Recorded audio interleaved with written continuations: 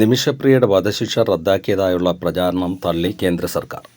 അത്തരം ഒരു വിവരവും ഇല്ലെന്ന് വിദേശകാര്യ വൃത്തങ്ങൾ വ്യക്തമാക്കി. നിമിഷപ്രിയയുടെ വധശിക്ഷ റദ്ദാക്കിയതായി യമനിലുള്ള സുവിശേഷകൻ കെ പോൾ അവകാശപ്പെട്ടിരുന്നു.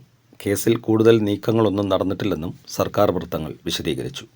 അവകാശവാദം വ്യാജമെന്ന് യമനിൽ നിമിഷപ്രിയയുടെ മോചനത്തിനായി പ്രവർത്തിക്കുന്ന സാമുവൽ ജെറോമും പറഞ്ഞിരുന്നു. ഇവാഞ്ചലിസ്റ്റും ഗ്ലോബൽ പീസ് ഇനിഷ്യേറ്റീവ് എന്ന സംഘടനയുടെ സ്ഥാപകനുമായ ഡോക്ടർ പോൾ സോഷ്യൽ മീഡിയ പ്ലാറ്റ്ഫോമായ എക്സിൽ പങ്കുവച്ച വീഡിയോയിലൂടെയാണ് നിമിഷപ്രിയയുടെ മോചനം സാധ്യമാകുമെന്ന് പറഞ്ഞിരുന്നത്. മറ്റ് റിപ്പോർട്ടുകളും ഇതിനോടൊപ്പം പുറത്തു വന്നിരുന്നു. യമനിലെ സനയിൽ നിന്ന് പുറത്തിറക്കിയ വീഡിയോയിലാണ് ഡോക്ടർ പോൾ ഇക്കാര്യം വ്യക്തമാക്കിയിരുന്നത്. നിമിഷപ്രിയയുടെ അമ്മയുൾപ്പെടെയുള്ളവർക്ക് ആശംസ അറിയിച്ചാണ് വീഡിയോ പുറത്തുവിട്ടത്.